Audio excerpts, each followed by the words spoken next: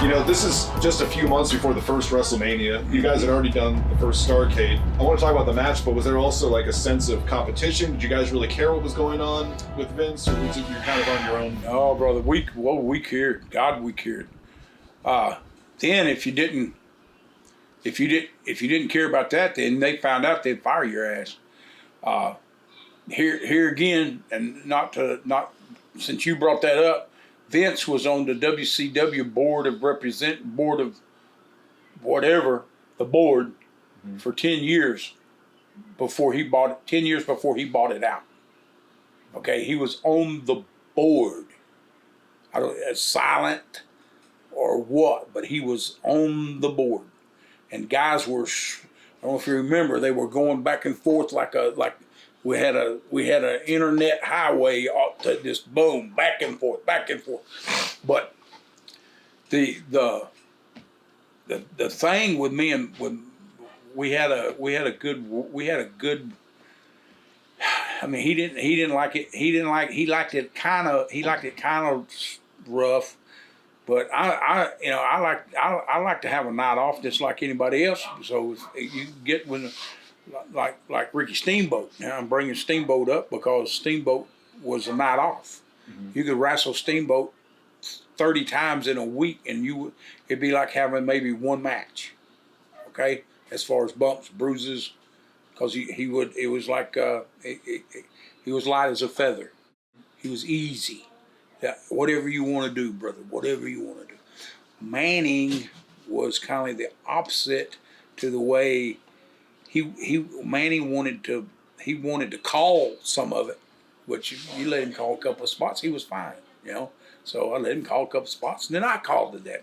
But that match that you're talking about was sold. That dadgum place was sold to the rafters, and at that time, we had a shot at competing with Vince McMahon, and really the same guys that we worked with were working up there. Them guys that was up there come down there, so we was working in the Carolinas with them guys. You understand? Yeah. We all knew each other. We all worked each other. When you scratch my back, I scratch your back.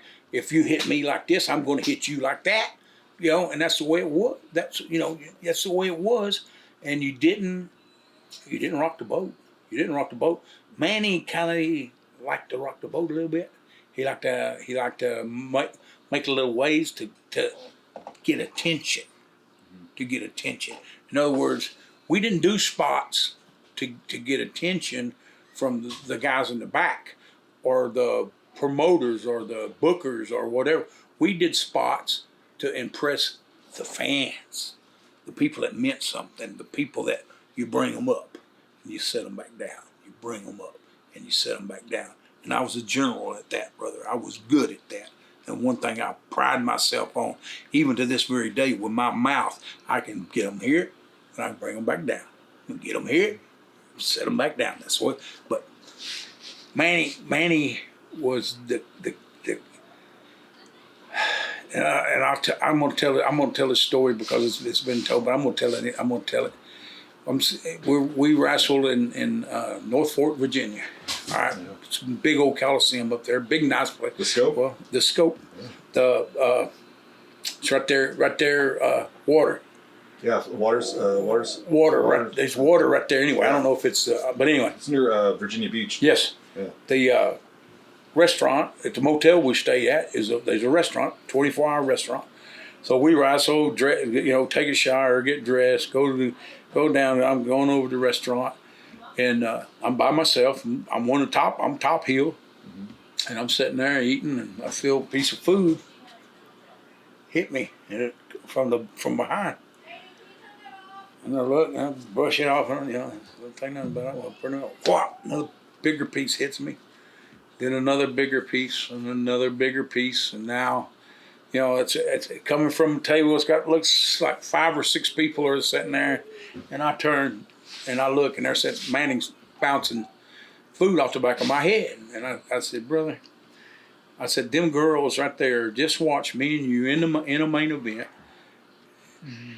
busted, bleeding, brass knucks, that gum knocked down, drag out. Now you're in here bouncing food off the back of my head, and you think that's right?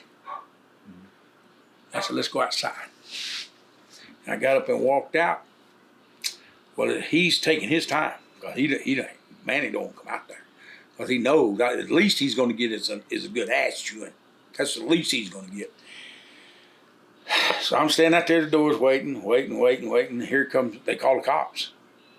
So here comes 2 cops. Well, about the time the cops walk up and ask me the question, what's going on? Manning walks out the door, right? Oh, no.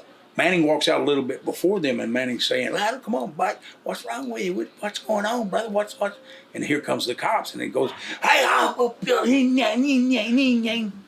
and I said, do what?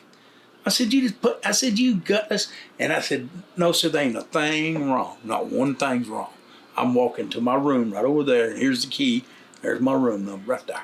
I'm walking right over there, and I'm going to sleep, and I'm going to get out. And that was one of the last things that I had to do with Manny. But even I think he's still doing stuff around here. Yeah. Enjoyed wrestling. He was a little cocky, but other than that, he was fine. He was great.